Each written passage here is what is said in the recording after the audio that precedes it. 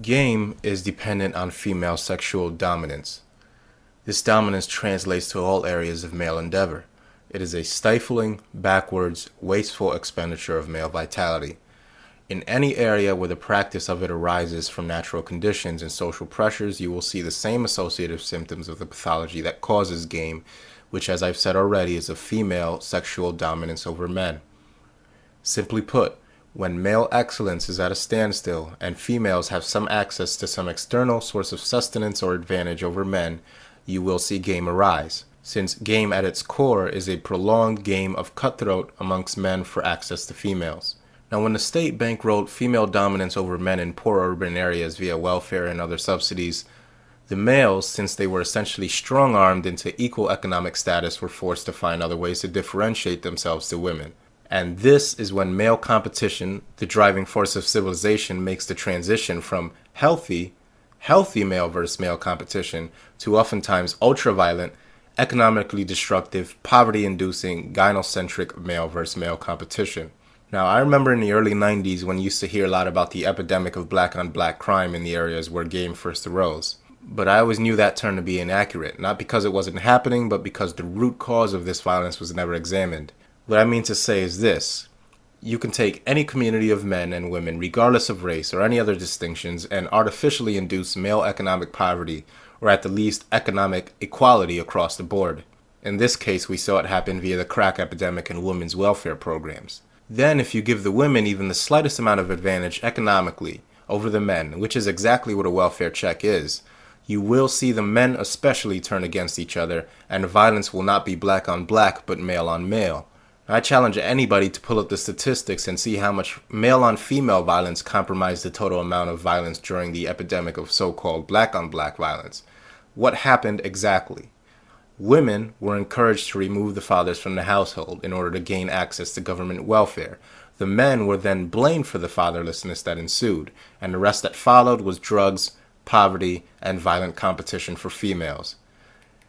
In other words, this black-on-black crime wave was nothing more than a massive expenditure of male life and energy in hopes of reestablishing status and wealth for access to women after external, artificially induced conditions were implemented, resulting in an economic reset button push on the men. It is fought first through false bravado, hypermasculinity, and posturing, and unfortunately, as this marathon of one-upsmanship approaches a tipping point, the simple appearance of this skewed form of masculinity simply will not suffice.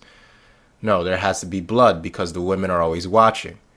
Always, and the slightest challenge from one male to another can escalate since this farce has to be kept up. You see, this is far from a racial issue. It's just what will happen in some form or another when the price of pussy is inflated to a degree that it can be leveraged against men, who will then go about destroying each other, both figuratively and literally, depending on the amount of collective desperation from the population of males in question. This is the essence of game. Males, which resemble each other economically, employing techniques to differentiate themselves for their own selfish needs.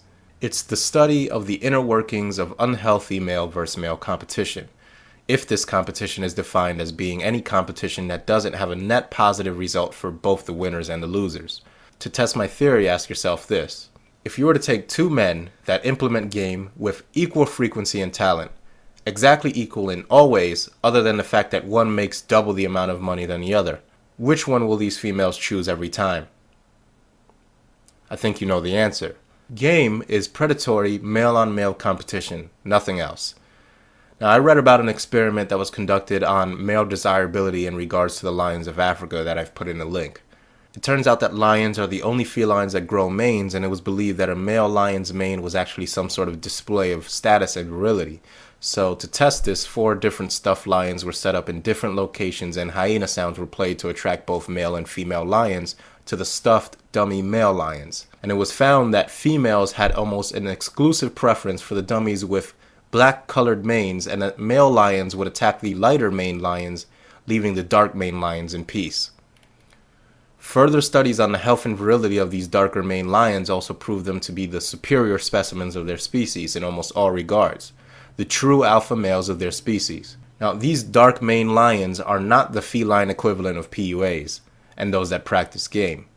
No, if the light maned lions were to find a coal mine and started rubbing their manes in it to give the illusion of dark manes, then they would be the PUAs of their species. If these lions then started attacking their still light maned counterparts, they would resemble PUAs even more. Because what PUAs are is, according to their own terminology, a bunch of beta men masquerading as alpha males. They will never be the dark maned lions, only an imitation of one that is clever enough to fool the females they wish to court. And that's why they turn their hatred onto other so-called beta men, because they hate to be reminded of what they actually are. They hate men that stopped caring about female definitions of beta and alpha a long time ago. And make no mistake about it, these terms, beta and alpha, are terms that are defined by the females that PUAs court. They have no control or say over it. Game is and always has been female supplication and submission. You see, PUAs attempt to convince you that after studying what women actually want, as opposed to what they say they want, that game isn't about and solely about giving females what they want, regardless of what they say they want. I'm going to say that again. PUAs attempt to convince you that after studying what women actually want, as opposed to what they say they want, that game isn't about and solely about giving females what they want, regardless of what they say they want. What then do I define as healthy male competition exactly? Well, these are competitions that require real, tangible, and applicable talent. Competition that furthers understanding in areas of real importance. Competition that creates wealth. Competition that furthers science. Competition in which male human athleticism is pushed to higher and higher limits. Once again, we're talking about healthy male competition with a net gain for all those participating in it. When Michael Jordan, who is arguably the best athlete of all time, graced the courts of the NBA, we saw a quality of male basketball players emerge, the likes of which have never been reproduced since. The best of the best. And I don't want to hear any LeBron and Kobe nonsense. These were the best of the best. The Magic Johnsons, the Olajuwons, and the Robinsons. And they existed because Jordan, the best of the best, created such a climate of excellence that all the others were forced to compete that much more, furthering their own excellence in the process. Scientific discovery is derived from healthy male versus male competition. When Niels Bohr and Einstein were battling it out for the acceptance of quantum mechanics, the fervor in which these two heavyweights were taking shots at each other is the stuff of legend, but what differentiates this form of competition between that of game is that there exists an end result. Something is produced. Society is rewarded with something as a result of this conflict. Our understanding of science was furthered, but in game, the only thing produced was a sex act. Nothing of importance other than a possible pregnancy for the vultures in child support courts to live off of. When a civilization is in decline, you will see the practice of game exponentially rise, since male ambition and talent is funneled away from avenues of productivity and is instead squandered on an animalistic mating ritual that is typical of the female-based herd breeding model. What game does is it acknowledges female competition for alpha males. But what is an alpha male?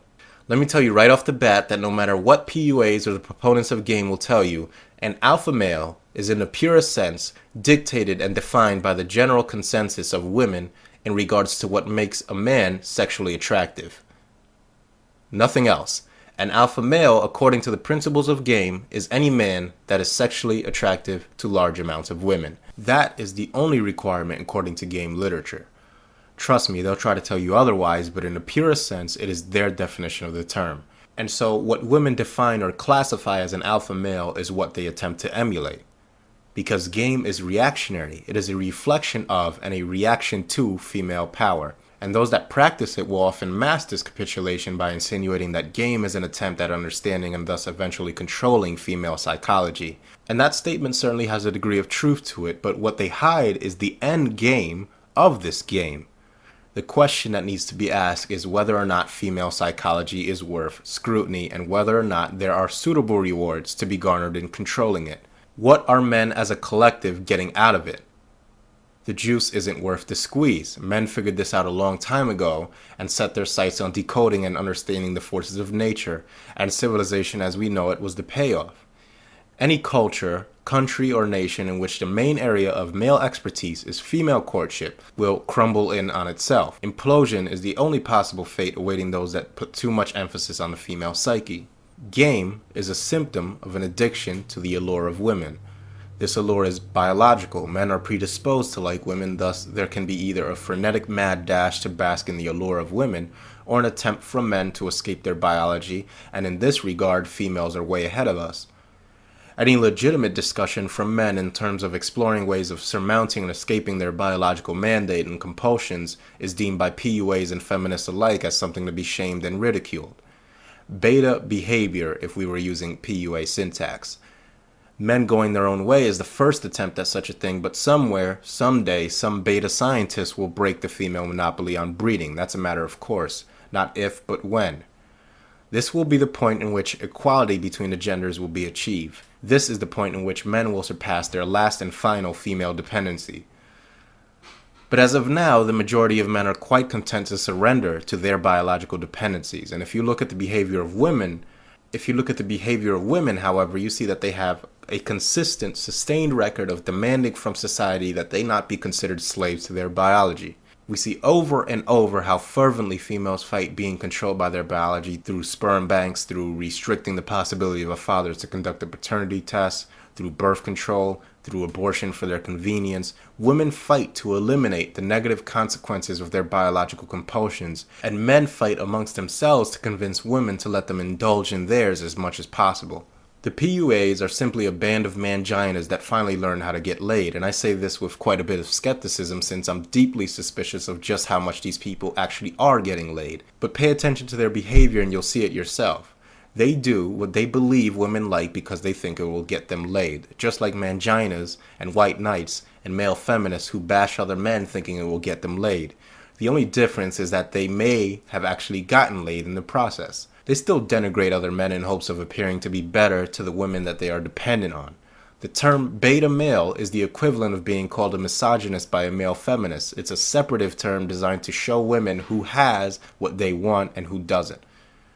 Such a group of people, and this is my opinion, I'm not speaking for anybody else, but the fact that these group of men, a bunch of vagina dependents, have no business interjecting themselves into men's issues of actual importance. And I don't understand why these people aren't recognized as the clowns that they are. Now I want to make it clear for everyone listening the exact contribution to male freedom that PUAs have made. That being absolute zero. Nothing at all. You want to get laid as often as possible, then that's your business. But when PUAs claim that they're doing something for male freedom, specifically when they've created an entire syntax dedicated to bashing men that don't get laid as much as they supposedly say they do, I have to call bullshit. And that's really all I got to say on the subject.